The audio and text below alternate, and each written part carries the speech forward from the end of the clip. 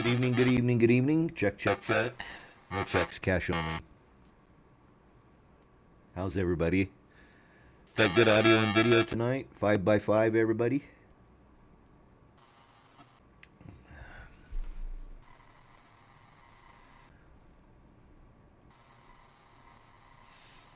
We'll hang out here for just a minute and make sure everything's working.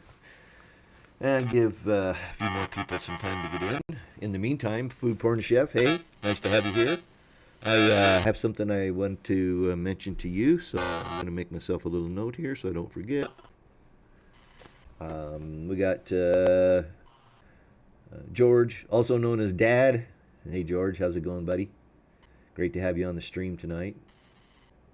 Gary Boyd, how are you, Gary? Nice chatting with you earlier this week via email. Happy Place Camping's in. Excellent. Audio is in and out. Okay, is it sketchy like me or what? Feedback from the mic. It's not scratchy, is it? There shouldn't be any feedback. I've been having some trouble with this mic. So I hope it's stable, solid. I'm checking the settings now. It all looks okay. We got 9 in the chat now, so we'll wait just another minute. A couple of fun things to do this week. A couple fun things happened this week.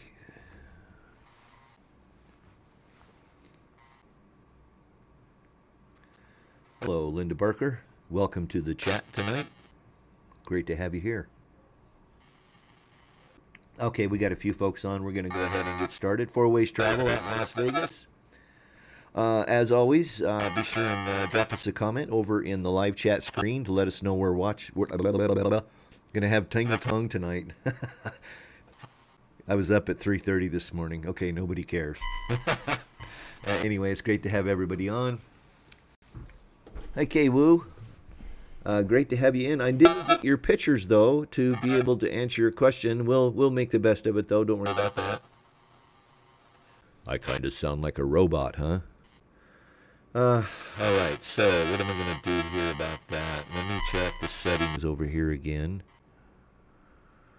What I'm worried about is if I move my mic to a different place, I might lose the stream. So hopefully it's not too bad. Hello, Randy.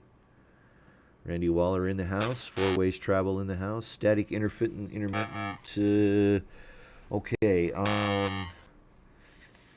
Well, is it completely, it's interference? Yeah, is it kind of staticky a little bit? I'm having that trouble off and on with this mic. I do want to try to change this. Yes, it's through USB. Yeah. Yeah, such a pain. Let's see here if I can... I'm going to try something here that may sketch this live stream out, and I might not get my mic back, so I'm going to try this. Let's see if we can clean this up. Keep your fingers crossed for me. Yeah, I'm going to change the port. Sometimes the port drops, and it doesn't recognize it's back. So let me try this, and okay, yeah, I'm going to try to fix it right now.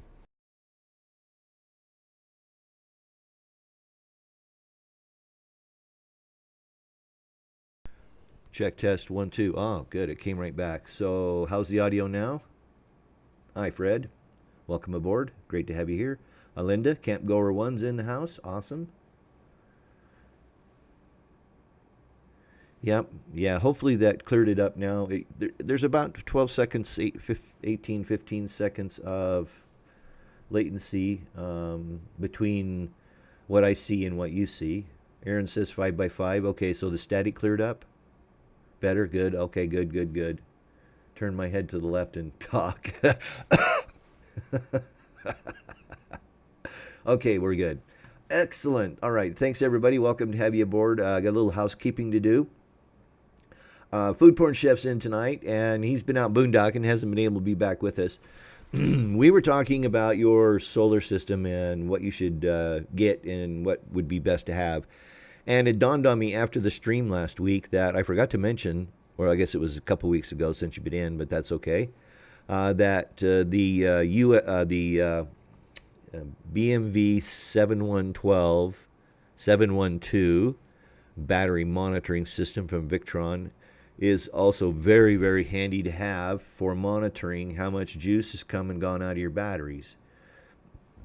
So you might want to add that to the list that we were running down a couple of weeks ago there, Food Porn Chef. Okay. So I got that one out of the way. I have a couple questions here that I want to review, but first I think what I'm going to do is share with you some information. Thank you for the comment there, Four Ways. Yeah, the house is coming together. That I had some comments come in, and I don't see the gent that asked these questions, so I think maybe I'll wait a minute. Jim, I believe was his name. Just one moment here. I'm trying to get over to those comments so that I can check them out.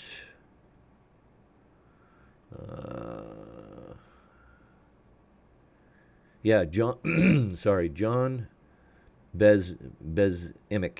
John Bezemic. I'm sure that I'm pretty close. I'm thinking that's pretty close. Hello, Julie Gage from Lakeside, California. Food Porn Chef says he was thinking of the Titan solar generator. I have a Victron 150/50. Yeah, that's your solar charge controller. The BMV 712 monitors how much juice goes in and out of your batteries, and it's really the best way to monitor what your battery state is, about how full it is or how unfull it is, how empty it is. So anyway, you might want to research that. Also, the solar, let's see, I haven't put a video up on installing the BMV 712. I should put that on my list of things to do. I think I have footage from it. Okay, some other news. I will be appearing on the RV Travel podcast. And let's see, that is this one right here. And if I go over here and I do this, and then we move this over here, and you should be able to see it. RV Travel is the biggest RV travel website on the web. They have about 146,000 registered subscribers, and they offer a podcast. And Scott Linder, who has been in the business of making content for years and years and years, he used to do Outdoor Life magazine and some other radio shows. And a matter of fact, when I was in radio, I carried a lot of those on the AM station that I ran. That will be on May 23rd. The episode will release. That's Sunday, May 23rd. So it's like, 2 weeks from today? Not quite 2 weeks, 12 days. And I will share that again with you at next week's live stream. But there's already several, like 4 podcasts out there. I found them very nice. So if you like the podcast scene, run over to rvtravel.com. And their podcasts are available on Spotify, Podbean, Amazon, Google Podcasts, iHeartRadio, Apple Podcasts, all your favorite podcasting places. So that's the rvtravel.com podcast. I will be appearing on that. Well, I don't know, appearing or speaking or I will be on the show on the 23rd of May. And so I invite you to go out and check that out. Thanks, Aaron. Appreciate that. Okay, so it looks like Randy's going to go over and check out Aaron Jamison. So great. Aaron's our moderator, and Aaron has been a godsend in these live streams. It helps me stay focused on answering your questions, and he can kind of fill in the blanks underneath over in the chat window. So thanks so much, Aaron. Okay, so the first little thing I did this past week is I finally updated my channel trailer. So let's take a look at it. Maybe. Are you going to play? Play. Hi, I'm TR Bolin, and welcome to my channel. What you might find here is going to vary because I have many, many interests. So hey everybody, it's TR back with another RV how-to. I'm sitting here with my buddy Andrew, and he's getting a new inverter today. Woo-hoo! Today we're leaving the Riverside Campground, and this is in the Targhee National Forest. Hey friends, TR here, and welcome to the Anza Borrego State Park in Southern California. Already on my channel, you'll see that I have tons of RVing content, I was a full-time RVer for 4 years, owned my RV for 8 years, and I've traveled across the country multiple times, providing travel vlogging, RV how-to videos, those sorts of things, all related to RVing. I'm also interested in home improvement, and in 2020, I bought a house that I'm doing home renovations on. You'll find tons of videos around that particular project also on my channel.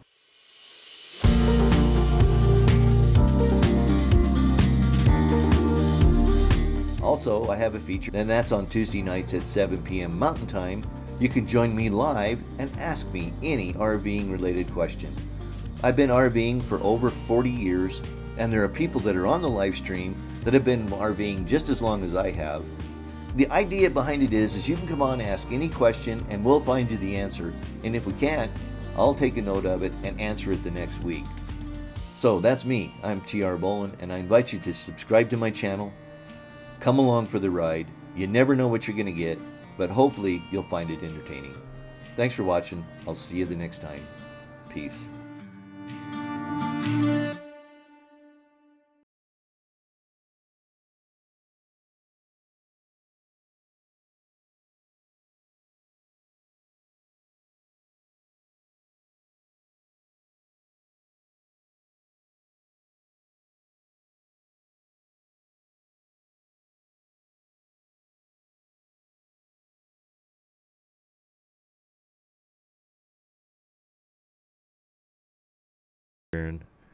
Thank you. I forgot to turn my mic back on. So yeah, I enjoyed updating that channel trailer. My old channel trailer was 3 years old, so it was time to get that updated. And coming up in just a few minutes, I'm going to share a preview of my latest RV how-to video, and that's one I've been promising now for a couple weeks. We'll get to that in just a minute. Kay Wu asked a question earlier this week, sent me an email, asked a question on how to clean black streaks off the side of her RV. She's a new RVer, and she was going to send me some pictures. I didn't see the pictures if you sent them, Kay Wu. So can you tell me the black streaks? I'm a little confused in that, have you tried to, of course, scrub them off, okay, using just soap and water? If they don't come off with soap and water, it could be tar or oil, road oil. In that particular case, you would want to get some bug and tar remover. It usually works pretty good. You can also use a good detergent soap. Let's see here. Oh yeah, Food Porn Chef, he says he uses Dawn dish soap on it. Dawn is really good at a lot of stuff, particularly if it's oily and those sorts of things. Hold on a second here. And then the rule of thumb with removing stuff like that, or even just doing cleaning up the paint on your RV if you have a painted RV. But the general rule of thumb is to start with the least aggressive method, so soap and water. Then you might try something like the oil and tar bug remover. If that doesn't work, then you're looking at maybe some kind of a solvent. I would recommend lacquer thinner. Lacquer thinner won't take the paint off your rig. So if it's solvent soluble, then lacquer thinner. Then you might have to move up to something like, that's a good one. Aaron mentions TSP, trisodium phosphate. And in fact, I swear by trisodium phosphate. If you're painting a house, you know, like I painted all these walls you see behind me. I painted the whole house before I moved in. But I washed every wall with TSP. TSP is super good at removing grease, oils, cigarette smoke, by the way, stuff like that. And so that's a good option as well. Gary Boyd suggests vinegar and Dawn. That's also a very good solution. The vinegar will help if it's hard water based, and of course the Dawn will help if it's oil based. But then you might try a cleaning wax. I prefer the McGuire's waxes myself. Everybody has their favorite. But the Meguiar's, to me, I mean, I have maintained the exterior of my RV with Meguiar's since I got it, and it looks immaculate. So you might try a cleaning wax from Meguiar's. Then you might have to go a little bit more aggressive and go into something like a rubbing compound. Okay, if you can send the pictures to me at trbolin.com. Excuse me, back up on, not that one. Send it to trbolin@gmail.com. I'll take a look at it and see if we can figure out what it is, and I might be able to make a more informed decision.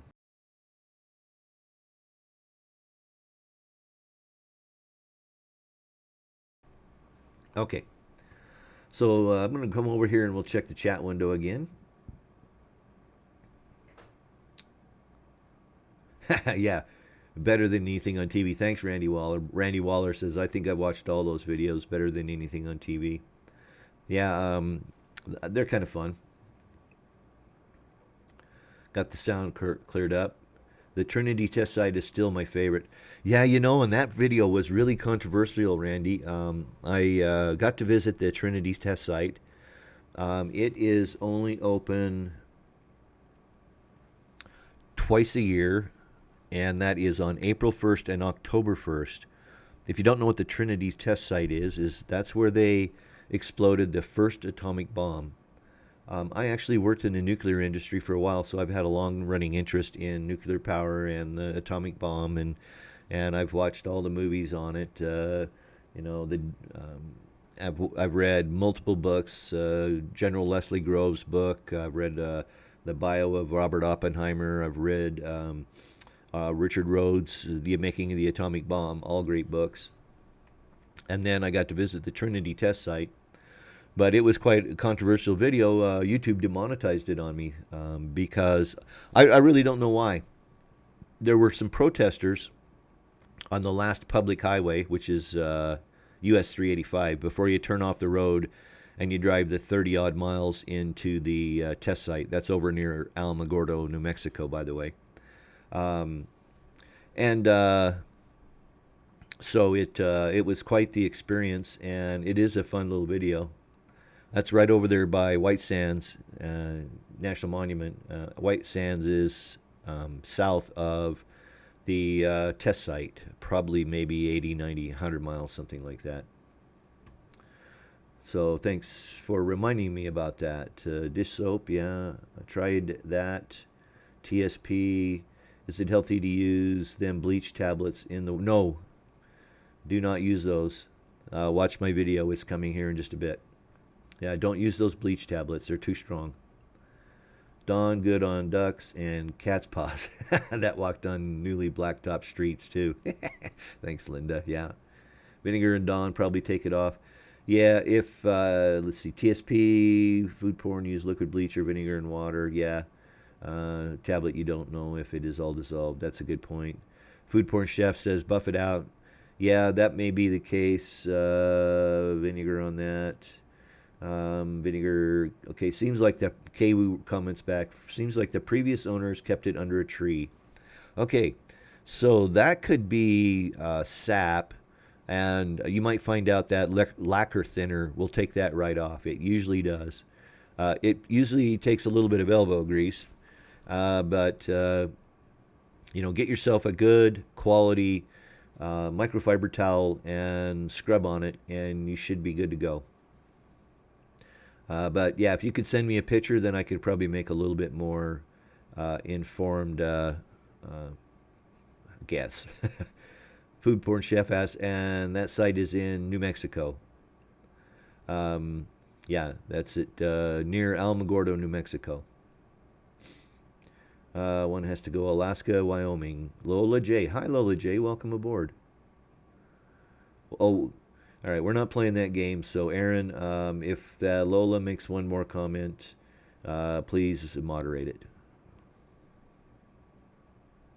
Yep, that's what I was thinking, food porn chef, is that it could be pine sap.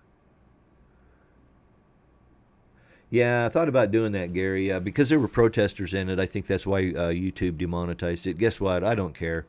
I wanted the content to be there. I thought the protesters were a part of the story as much as the actual bomb site itself. So, thank you, Aaron. As far as the contents and comments go, please keep your comments related to either RVing, RV content, or you can ask me a personal question as well. I may or may not answer it, depending upon the situation. Okay, so let's do this. Let's go ahead, and everybody here that's in the stream right now is going to get a chance to see my latest RV how-to video, even before it runs live on YouTube. So everybody here gets a preview even before it goes live. By the way, it will go live immediately following this broadcast. So let's run over and check out my latest RV how-to video on sanitizing your RV's freshwater holding tank. Hi, it's TR. I'm back with another RV how-to video, and today I'm going to show you how easy it is to sanitize your RV's freshwater holding tank.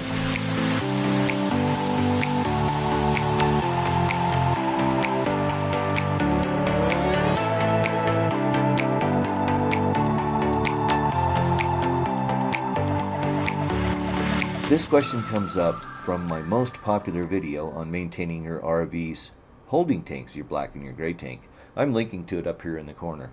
And I always get the question, how do you sanitize your freshwater holding tank? And it's been on my list of videos to do for quite a long time, to make one of those about sanitizing your freshwater tank, because it's really quite simple. I'm going to show you in this video step by step. Before I get to that though, there is a companion article over on my website at trboland.com. There's a link in the description below. And in that article, at the end of it, there is a checklist that you can download that I'm going to show you here in just a minute, step by step, how to go through and sanitize your freshwater tank. So run over to trboland.com, pick up the article, and you can follow right along if you like. So why do you want to sanitize your RV's freshwater holding tank? Mainly because if your water has a little bit of an off taste or maybe a little odor to it, sanitizing it will take care of that. Toot sweet.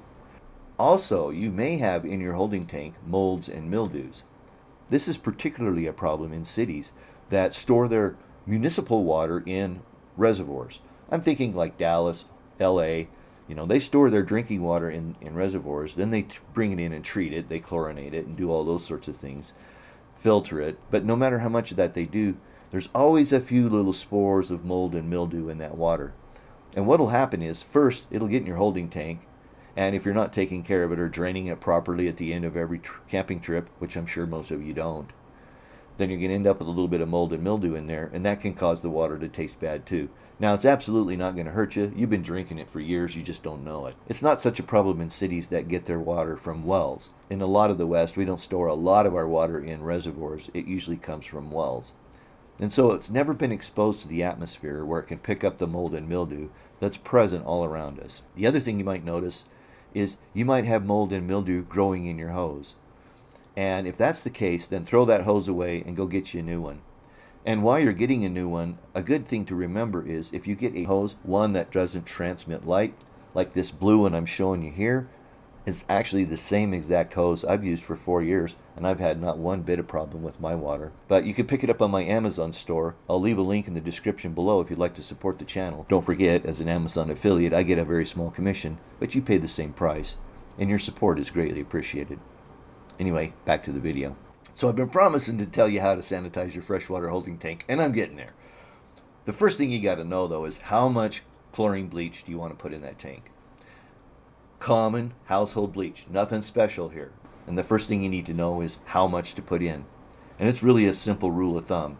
You use 1/4 cup for every 16 gallons of fresh water. I'll show you a math example here to help you out. So let's say we have a 50-gallon freshwater tank, and we know we need to add 1/4 cup for every 16 gallons. So we're going to divide 50 by 16. That's going to give us 3.125. Then we're going to times that by 1/4 cup. We'll make it 0.25 so the math is easy. And that gives us 0.78 or 3/4 of a cup of bleach. So to sanitize a 50-gallon freshwater holding tank, you would need 3/4 of a cup of bleach. That's it. Do not use extra bleach to get it extra clean. It doesn't work that way. What you're going to do is create yourself a problem in that what happens is it's just going to take a little bit longer to flush the chlorine smell out of your water lines. Save yourself the time and effort and just use the ratio that's shown here. 1/4 cup for every 16 gallons. So let's quickly go through this step by step. Again, I refer you over to my website, trboland.com, where you can pick up a copy of this checklist and just follow it along as you're doing this on your own RV. If you have a water filter, remove it. It's best practice to change those every year anyway. If you have a water softener, like some big Class A's do today, then you want to bypass that. You also want to make sure that your water heater is bypassed. Now, fill your fresh water tank 1/2 full. By the way, if your RV was winterized last year and they put antifreeze in the lines, which is common in cold climates, this will help you flush all that antifreeze out and kill 2 birds with 1 stone. So you never want to put undiluted bleach in your holding tank. You always want to dilute it a little bit. In our first example, I'm assuming you have a gravity feed. Like most travel trailers, you just take the hose, you stick it in the port, and it fills the tank through gravity. In that particular case, take and mix the 3/4 cup of bleach, or whatever the ratio is that you need to add, to a couple gallons of water, then dump that in the holding tank, and then finish filling the holding tank. On RVs that have a winterization system like mine, it makes it really easy because all I have to do is, instead of putting the pipe in the antifreeze tank, I just throw it in my bucket with a couple of gallons of water, and I turn on my pump and it pumps it into my holding tank for me. Easy peasy. Last but not least, and it still works just fine, trust me, is to take your water hose, empty it out so there's no water in it, fill it full of bleach using a funnel and just pour it out of the bucket, get it into your hose, hook it up, turn your hose on. That'll run the water into your holding tank and you'll be good to go. Okay, now that we got the tank full, go around, turn on all faucets and let them run for just a minute or so. Just long enough to, if there's the antifreeze in it, make sure the antifreeze is flushed out. But you'll start to smell a little bit of chlorine. That's fine. Make sure you do both the hot and the cold. Don't forget your toilet, your sinks, your bathtub, if you have one, shower, whatever it may be, outside showers, outside kitchens, any of those sorts of things. You want to make sure that you run the water through. Don't run it into your ice maker, by the way. If you have an ice maker, make sure it's bypassed. And then let it stand a minimum of 4 to 5 hours. It's better to go overnight. And that's the way I do it. The way I usually do it is in the afternoon I'll go out and I'll get my blinds all flushed out and get the bleach standing in them. And then go off and do something else. Then all you have to do in the morning is just open up your freshwater tank and drain it out. Close it up, put the hose back in, fill it back full of water, and then go in and again, flush all your faucets. It might take a minute or two, but if you just run fresh water through those water lines, all the chlorine smell should go out pretty quick. You're good to go. Now, while you're doing this water system maintenance, it's a good idea to check the anode in your water heater. Just like your home water heater, your RV's water heater will have an anode in it. Once you get that anode replaced, then fill your water heater and check it out. Make sure it's working correctly. You know, turn it on, turn the propane on, or electricity, whatever you might have, and run it for a few minutes to make sure that it's working properly. Last thing, replace that water filter. And that's it. You're pretty much done. So I hope you found value in this video. If you did, give me that thumbs up. Those are always greatly appreciated. Don't forget to subscribe if you're not subscribed. I've got a ton of RV how-to videos already on my channel. I'll put a link up here in the corner to a playlist of all of them together. And there's many more to come. So be sure and subscribe, ring the notification bell so you're notified of when a new video goes up. Well, that's it.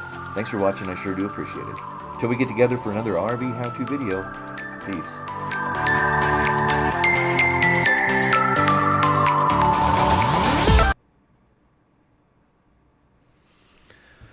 So there you have it.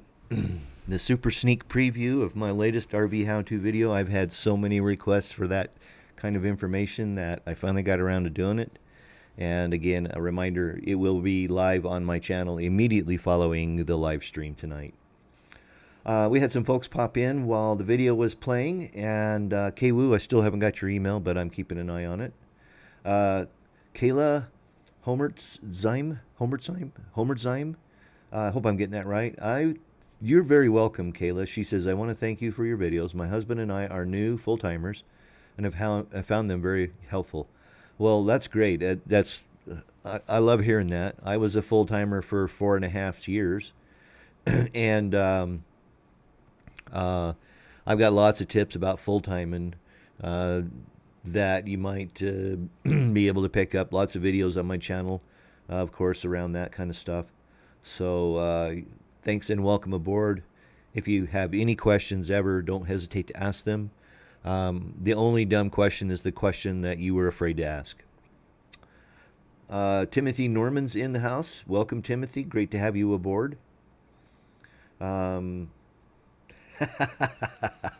Gary, man, all this talk about water, I have to go see a man about a dog. We always used to call it, I have to go see a man about a horse.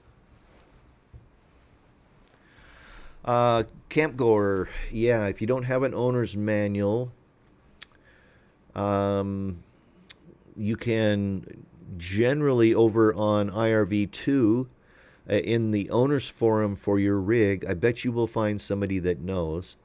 My guess is, let's see, is that in your class C? You probably have somewhere between a 40 and 50 gallon water tank. That would be my guess. So that would be one place to look, is over on IRV2. Also, you might find your owner's manual online if you Google with the make and model of your RV, and add to it owner's manual. You might have one come up. Be careful though, because there's a bunch of sites out there that go around and they cull these owner's manuals and various things like that. And then they want you to pay for it. You don't have to pay for it. You're going to find that information for free. So be patient and just keep searching. And eventually you will find the information you need.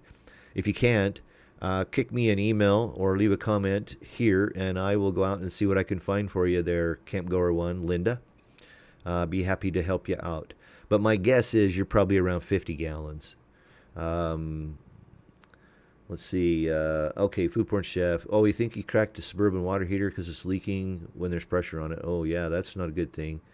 I need to check the lines leading to it first, but I'm not sure how I did make it leak. It's only 2 years old. Yeah, if it froze, there's a chance that you could have, but I would be more likely to look at the connections on the back of that water heater and see if they're leaking, because they may be, well, they're probably plastic, and if you got lucky, you can just replace those fittings. It's an easy do-it-yourself job, and you should be able to figure that out. So yeah, I would get in behind that water heater and check. The tank itself is metal, and to freeze 10 gallons of water solid takes a long time, but it's not completely impractical that you could have cracked that tank. But I would check those fittings first.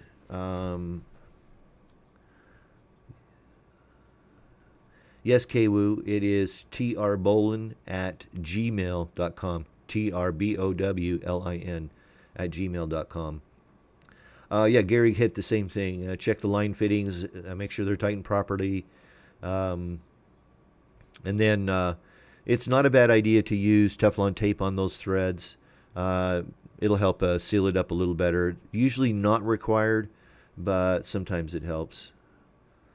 Oh, yeah, it was in the Texas freeze, and all your tanks were frozen for a week. Geez, yeah. Well, let's hope for the best and that it's just a cracked water line. If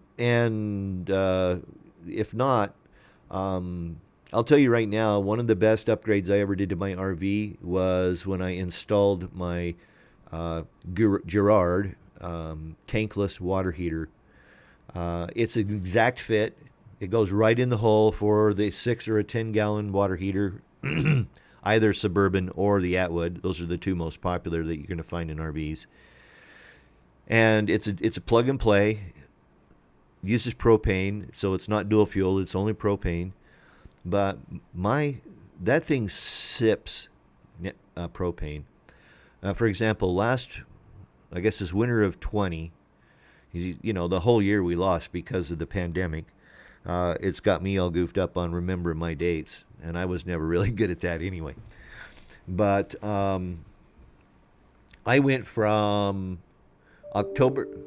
Oh, I bet you that's Kwoo's email. We'll go look here in a second.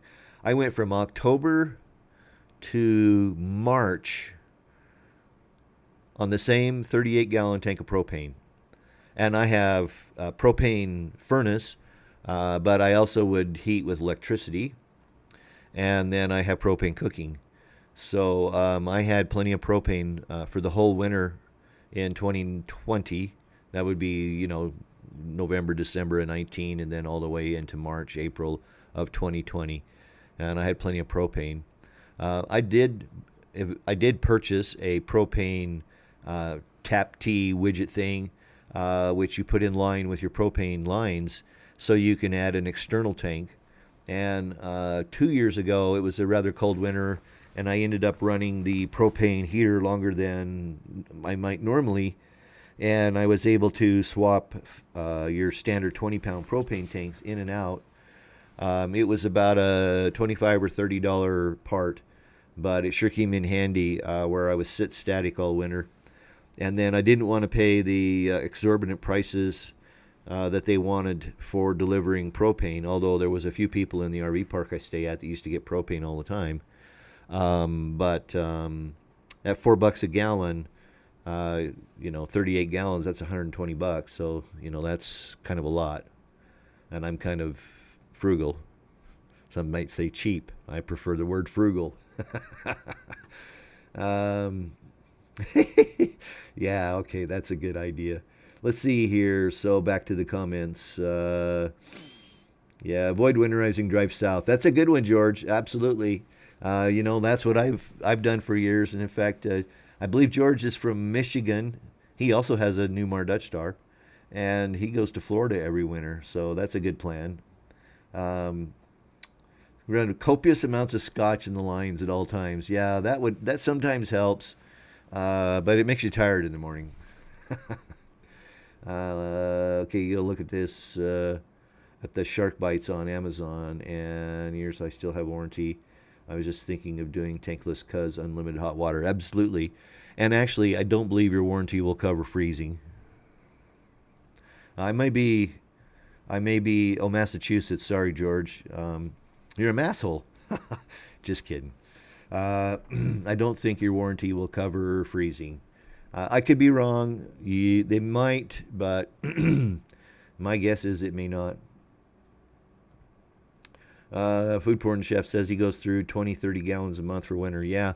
If you're not on hookups, that can be the case. I was lucky because, I was lazy, and in the winter, I would stay at an RV park. And the RV park I stayed at, the electricity was included in the rent. And so I didn't have to worry about it. So I would run my heat pump until it got down to about 30 degrees. And of course, I wintered in Tucson. And so, most days, at night you might get down to 30, 28 was about the coldest I ever saw. And then during the day, it was usually above 40. And 40 is kind of the cutoff point for those heat pump AC units that you have on your RV. I got very lucky with that, and would run my heat pump. And then, of course, I had an electric resistance heater. So, excuse me. So I didn't usually have to run my furnace, only when it got really cold and the electric resistance heater couldn't keep up. And I had the Vornado, and that thing was a little amazing widget. It was probably maybe this big. And let me make a little adjustment here. There we go. It's probably this big, maybe 10 inches, 12 inches. But down to about 35 outside, it was big enough to keep the whole RV warm in the winter. Okay, so George says his kids say cheap. Massachusetts, yeah. The Massolian Empire. If you don't know it, everybody in the Northeast, with the exception of the New Yorkers, but I know the Vermonters, the Mainers, the New Hampshire drivers all call the Massachusetts guys massholes because they drive like massholes. Rich London recently started having a sporadic problem with his fridge faulting out when on propane. It happens when the travel trailer is stationary or moving. What do you think the most likely cause is? Overheating. Or perhaps it could be a venting problem. There could be like spiders or wasp nests or anything like that in the venting, which could be causing it to overheat.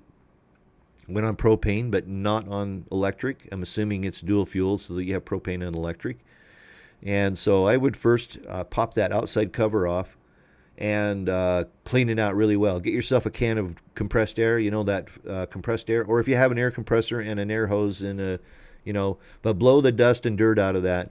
Check out your vents very well. Make sure they're all clear. Excuse me, I surely have a lot of tickles in my throat tonight. I would check for that. Also look at the flame quality. You should be able to look down the burn tube and you should be able to see the flame burning in there. And it should be a nice bright blue. If it's not, if it's orange or yellow, I would get it serviced by a qualified fridge/propane service technician. Because it could be there is an overtemp sensor on those units to keep them from overheating and catching on fire. And in fact, as Linda Campgora 1 discovered, I have a video on my website about a fridge fire that happened at the RV park I stayed at in Tucson in 2018. The quick side story is about 5 in the morning, and I'm an awfully early riser, terribly early. I heard the sirens and everything going off, and I looked outside and I could see this red glow in the air, and I'm like, holy cannoli. So I jumped up and ran outside to see what was going on. And it was a 2006 Winnebago that the Norcold 1200 had caught on fire, and it basically burned the rig to the ground. There is a video on my channel about that. I think I called it Fire Safety or something like that. But you can run over and check that out. I make quite a few recommendations in there about fire safety in your RV. My biggest fear when I was full-time in was a fire. Because, you have all your stuff with you. Well, I have most of my stuff. I mean, most of this furniture you see sitting in my house here, I had in storage out near my dad in Arkansas. So, yeah, I would double check on those things that I lined out and see what's going on. The overtemp sensor could be failing. There's a couple of other things that you might want to look into. But if it's only sporadic, then it tells me that maybe it's a sensor, but it's really hard to tell. Definitely worth looking into, though, to prevent a fire. Gary Boyd asks, where did I stay when I'm in Tucson? I stayed at Desert Trails RV Park. It's at 3551 South San Joaquin Road in Tucson. It's on the west side of Tucson, down on the Ajo Highway. And it was an amazing place. Very inexpensive. I stayed in a 30 amp site. Mostly because I didn't really need more than 30 amps. I had to manage a little bit, because I couldn't be running my space heater and my microwave and that kind of stuff all at the same time. I'd trip out the pedestal. But I would stay in a 30 amp site, and I think it was around $535 a month. And again, that included the electric. And that's one of the cheaper places I've spent winter months on a month agreement like that. So that's Desert Trails RV Park on San Joaquin Road in Tucson is where I would winter. I loved it down there.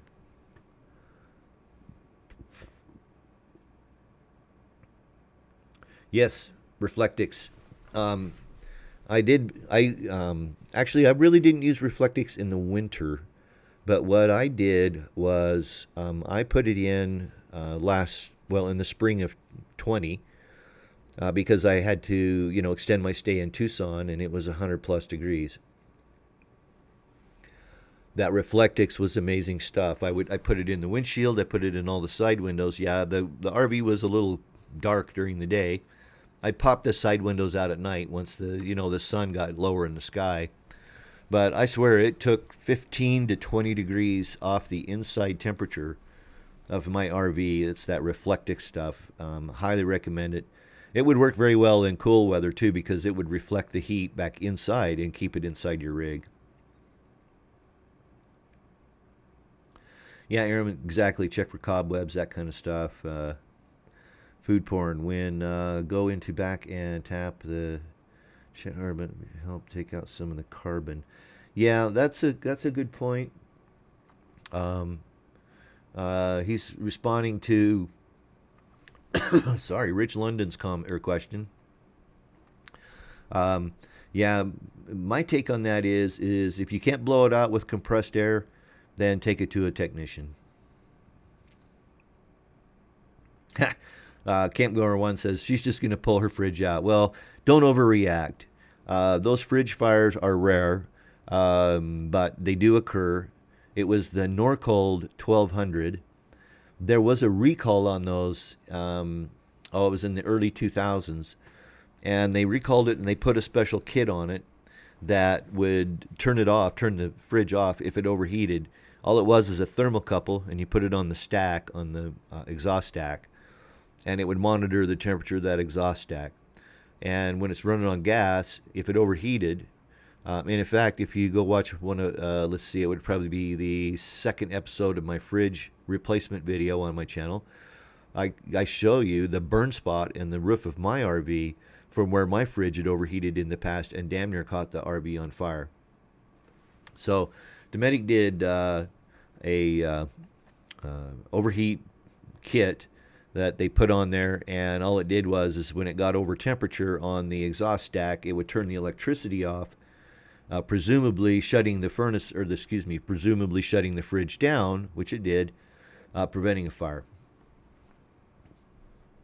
Yeah, there you go, Aaron. And I just saw an ad about this too, just the other day, about the E50 fire suppression element in the RV fridge areas. They do make a little fire extinguisher setup that you can install, and it has a temperature sensor in it. And if there is a fire of any kind in your fridge area, it will put that fire out. They also have them for the engine compartment now too. They're a little expensive. Aaron, if you don't mind me asking, ballpark, what did you pay for that fire suppression element for your RV fridge?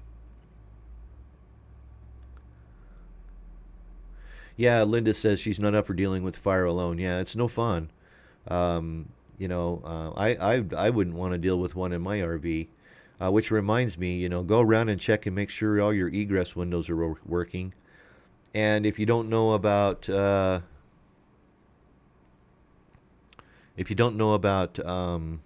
egress windows or which ones they are, typically your egress windows will have two little red levers down on the sides of it. You want to rotate those up and push them out to make sure that they work so you can get out if you need to. I had a lady tell me, "Oh, I'll just kick the window out." Well, guess what? Those windows are all laminated, they're all safety glass, and they're hard as hell to kick out.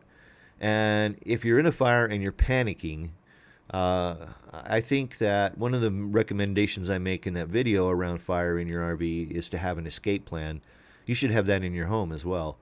And then to check all your egress routes and make sure you can get out of them. Oh, great. Aaron has several videos on his channel around the Reflectix installation. Aaron is Three Dogs RV on YouTube, or you can search for him by his name, Aaron Jemison. And I forgot you had those in there. But yeah, he's got some videos on his channel around Reflectix. That's correct, Gary. Dometic had many recalls on that fridge as well. Aaron, that's very kind of you. He says, Camp Goer, come to Iowa and I'll help. Yeah, you could come to Idaho and I'll help as well. And in fact, I've had company stay in my backyard.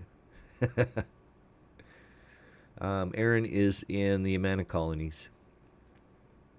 Oh, and Randy Waller's up there too. In fact, Randy's a super duper HVAC guy. $85, that's not bad. Aaron, $85 for the fire suppression system. The more expensive ones I've seen were $400 to $500. Linda, Camp Goer One is Linda. She had a smoking outlet in her home, freaked out, turned off the main circuit breaker, and called 911. Yeah, that's a good call. Probably because either the outlet was overloaded or it had loose connections. That's right, Gary says RV fires move really quickly. You don't have the time to be kicking windows out and breathing heavy. Uh, yeah, the fire that I recorded, and in fact, there's a recording of the fire on the video that I created.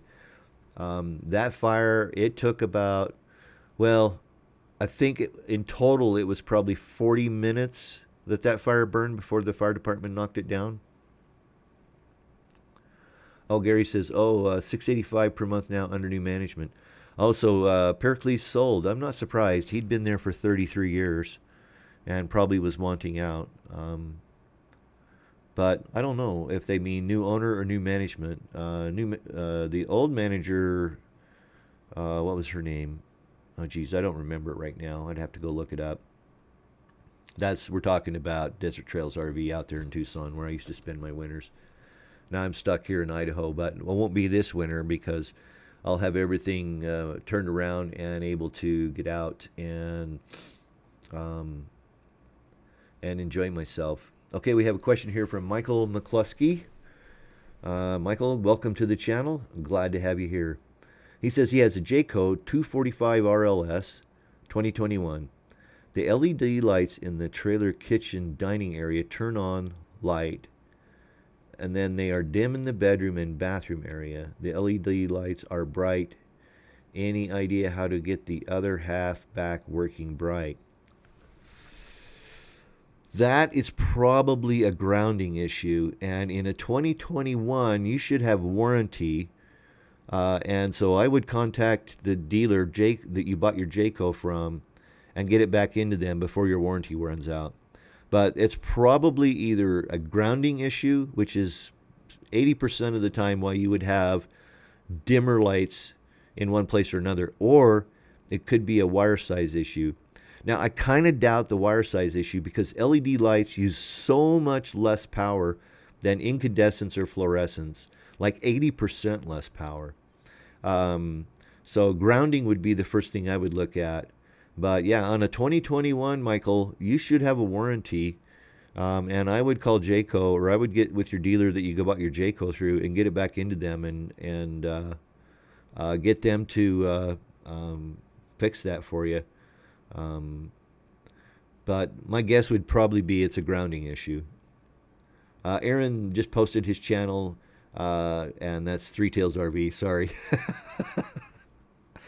I didn't get enough sleep last night. That's my excuse. I'm sticking with it. Aaron, I suspect that the 2021 probably came with LEDs in it. Linda reports back regarding her fire. She was shaken like a leaf in a windstorm. My neighbor's house recently burned to nothing as well. Yeah, that's not something you don't want to experience, boy, is fire. And so I'm super careful that way.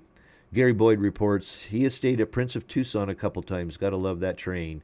Yeah, I stayed at Picacho Peak. I guess this is probably 2016.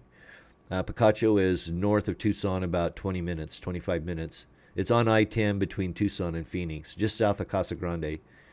And boy, that's the way it was there. Is that train would roll through 40 times a day and night. I could lay in my bed in my RV and feel the train rolling through.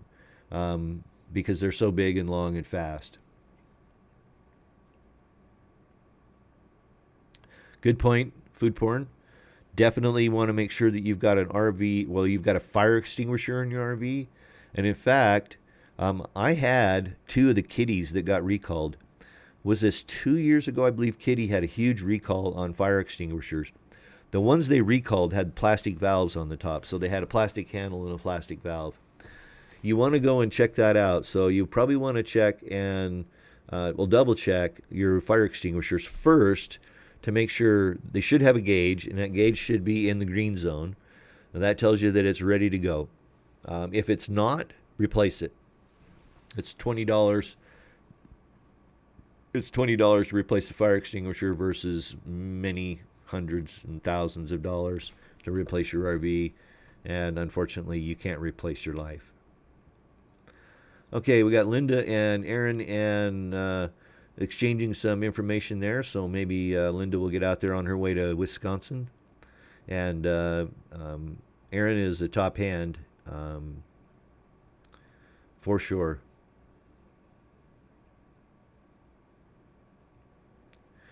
Michael says, I guess I'll trade one from the bedroom area to the kitchen area and see if that works. Yeah, that might work. If it doesn't, if it does the same thing, then I go back to thinking that it might be ground. It might be a grounding issue or a loose wire. The wire could be loose and not providing as much current as it should on those lights.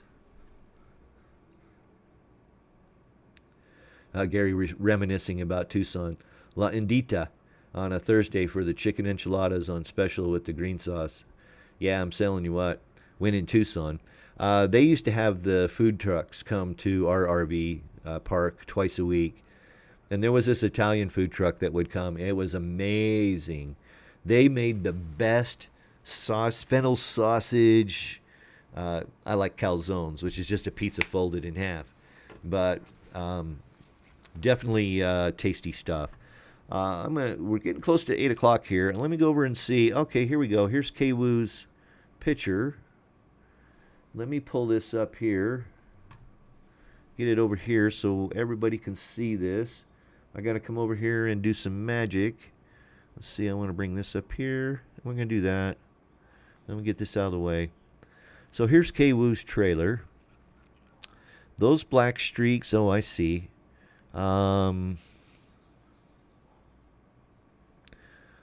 Look to me just like road grime. That's the rear, or is that the side? Looks like it's the side, and the side, yeah, it's the side towards the rear. I can almost see a tail light right over here.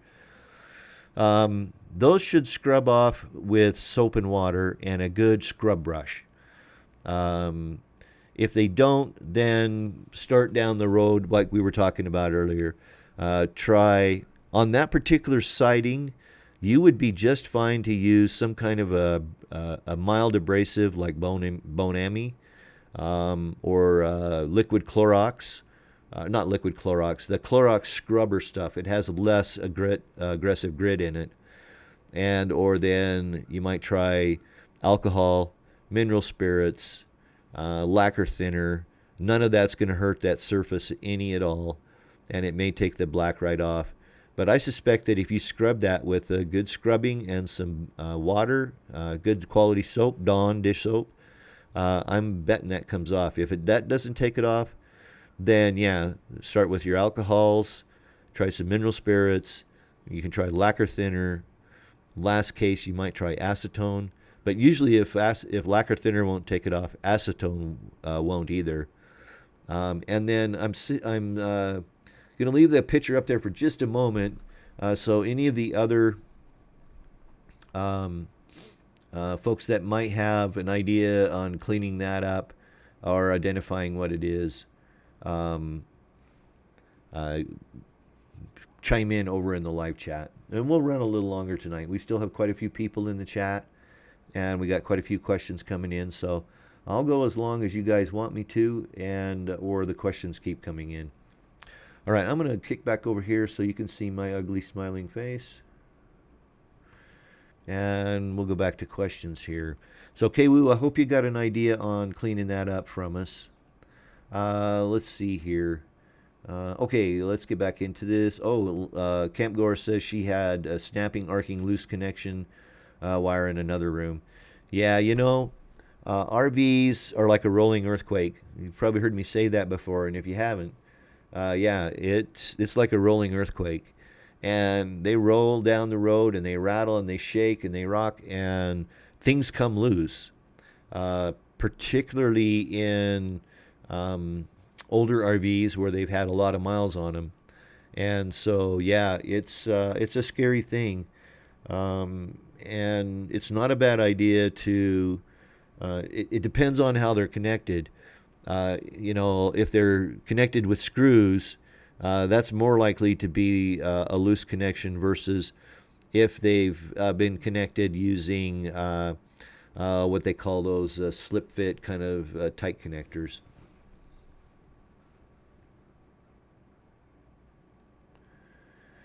Okay, let's see here. Thank you on the lights. You're welcome, Michael. I hope we helped. Oh, and Aaron chimes in. All the lights are daisy chained to one another from the switch. Oh, are all the lights? I suspect they might be on individual switches, but they might use a common ground. Let's see. Food porn. I had a 30 amp plug arcing when it was melting plug in the parks. I just end up replacing my whole cord. Yeah, I've had that happen too, where actually I didn't lose my whole cord, but what I was doing is because my rig takes 50 amps, and I had one of the step down cords, a 50 to 30 amp.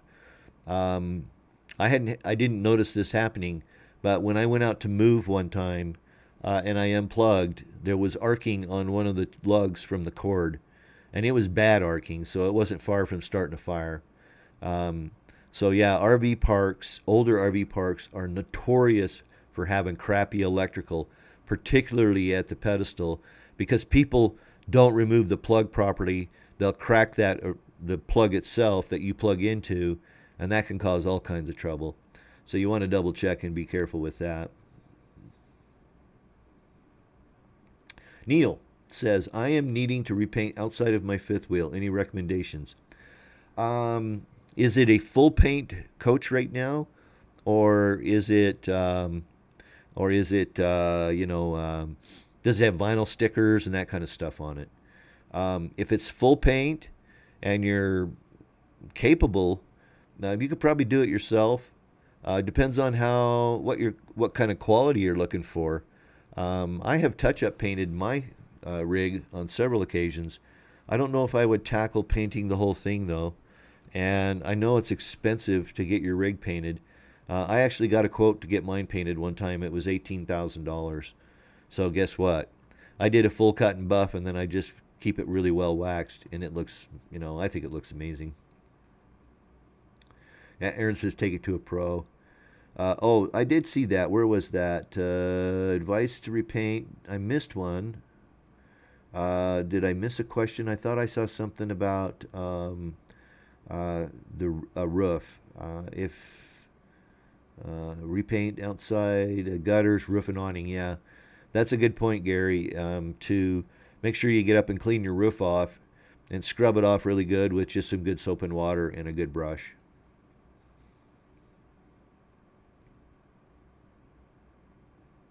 Oh, Gayton's back. Excellent. Gayton, I'm glad you came back to check in with us.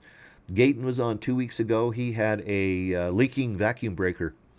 And we exchanged some emails, or we exchanged some comments on a video a while back. And he says he hasn't had a check to get a chance to check it out yet. Gayton, there is a little rubber valve that pops up and down when the pressure comes off to let air into that vacuum breaker. But you said the new one was leaking too, so that might not be it. Yeah, let us know what you find out on that. Be sure and check back in with us, because I'd be interested to know what that turns out to be. Aluminum siding, yes, Kwoo. So you're good to, you can go to town on it with, up to Comet, really. I mean, or, a good abrasive cleaner. Be very careful, though, with the abrasive cleaner, because you can scratch the photo finish, the finish off that, and then you would be down to the bare aluminum. That might not be very desirable. But yeah, you should be able to get in there and scrub that up with a good scrub brush. And where's the Fuller Brush Man when you need him? Does anybody here actually remember the Fuller Brush Man? I remember when I was a kid, my best friend's dad did that part-time. He sold Fuller Brush door to door. What could cause, let's see, Linda Campgoer 1 asks, what could cause a breaker to trip in the RV? Overloaded or a short. If you have too much current going out of that plug, you got to keep in mind, though, that the plugs are daisy chained. So you might have 3 or 4 plugs on the same circuit breaker. And so, if you have like an electric heater and you turn your microwave on and it trips the breaker, then those plugs are probably all on the same line, and you have to remember to turn your heater off, or your AC, or whatever the case may be, before you run the microwave. Never, ever, ever put in a larger breaker. Same with never ever put in a larger fuse. There you go, George. Touched on what I was talking about. Too many electrics on this same circuit. Let's see. Neil, he says he has the spray equipment and I'm able to spray it myself. Just need recommendations on type of the paint without using auto paint. Rust-Oleum, enamel. I would definitely go with enamel. I think your only option is to go with enamel. And you can pick a decent color, but you want to use a good enamel that requires you not like house paint enamel, but you want to use a good quality enamel like Rust-Oleum, and sand the surface smooth and give her a spray. If you're comfortable with that, I'm sure you could come up. I've seen some stuff painted with Rust-Oleum that's turned out amazingly well. Gene Kidd, not sure on the roof material. Okay. Gene Kidd asked a question about the roof, maintenance on the roof. Okay, keep it clean. Get yourself. Don't waste your money on any of those fancy roof cleaners. You don't need it. Just get yourself a good quality detergent, Dawn dish soap. If there's any mold or mildew up there, put a little bit of bleach in with your wash water, and then just get up there with a good scrub brush and just give it a good solid scrub. That stuff will come right off.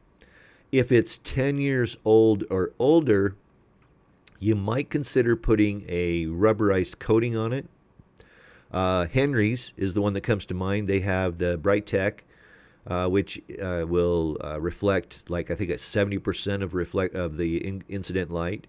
There's also Tropicool, and those things are easy to put on. Just get the surface good and clean, like I was talking. Scrub it off really good. Soap and water, a little bit of bleach if you got mold and mildew, and then you can paint the Henry's on. It's just like painting a house or a wall. That's nothing too fancy about it, nothing special. And it takes a good half a day. You want to wash the roof the day before. Let it get good and dry before you paint it. Oh, Timothy Norman is back on, and he says, I'll get with you in a minute, Food Porn. I didn't mean to skip you. Timothy wanted to let me know that he received and installed his RV living room slide-out motor today, and wanted to thank you for all the help. Absolutely. Timothy came on last week, had been looking for a slide-out motor. In 3 or 4 minutes, we were able to work him up, and we got him to the right resource, and he went out and got it, and it sounds like everything worked out great. So, awesome. Give me that thumbs up, Timothy. And in fact, everybody on the chat, give me a thumbs up. I appreciate that. It helps YouTube rank my channel a little bit higher. Let's see. Linda responding to Neil. She used 123 primer and oil paint on your Eldorado by brush. Linda has a video on YouTube about that. The rain beads off of it. Looks good too. Okay. That's a good call. 123 primer and oil paint. As long as you use a good quality oil paint, you're probably good to go. But make sure it's oil-based, not the water-based enamels. I don't think those are going to be very durable on something like a fifth wheel. And you want to make sure that you do a reasonably good job of sanding, and also any kind of wax removal. I prefer isopropyl or acetone, and wipe down the surface with that before you prime it. That'll make sure you don't have any wax or grease or oils left on it, and cause your paint to bubble up and not stick. Gayton, okay, thank you. Great. I would definitely be interested in that. Oh yeah, that's great. Gayton, yeah, Gayton's grandfather was a Fuller brush man. Yeah. Okay. Okay, Linda. Camp Gore, she says she's gonna make it stupid simple. Jackery panels and that generator. Yeah, that's a good call. Rust-Oleum oil paint. Yeah, Rust-Oleum is good stuff.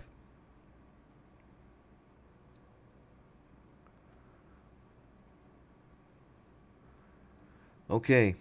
looks like we're kind of running towards the end of things. Any last minute questions, comments, shout outs, anything else? Alrighty. Well, another excellent week. Thanks, Gary. Have a great night, and we'll see you next week, hopefully. All right. Last call for alcohol, or last call for questions, I should say. Anybody else? Give us a shout out, the thumbs up. Subscribe if you're not subscribed. Great content still to come. And I think we'll call her good for tonight. You know, I really do greatly appreciate everybody coming on the live stream, all of your positive comments, and any suggestions you might have. I'm always open to ideas. If there's a specific how-to video you'd like to see me make, leave me a comment on one of my how-to videos, and I will definitely consider it. I have about 6 more in various stages of production. It takes a while to do. I have such high quality standards that I really, I probably overthink it, and I could probably get by with less quality, but I'm not going to do that. I would rather put out good content than crap. There's plenty of crap on YouTube. Alrighty, let's see here. Oh, you got your millionth view. Excellent, Aaron. Yeah, I passed 1 million not too far back. I haven't had, I think, about 1,012,000, something like that. I don't check it too closely. Okay, yeah, if you get up into Idaho, give me a holler. Yeah, that would be great. Alrighty, good. You're very welcome, K-Woo. Thank you for being on the stream. Julie, so awesome to have you in tonight. Timothy, thank you for coming in. Food Porn Chef, thank you very much. Appreciate that. And with that, let's call her good. Thanks everybody for watching. Until the next time, peace. Bye.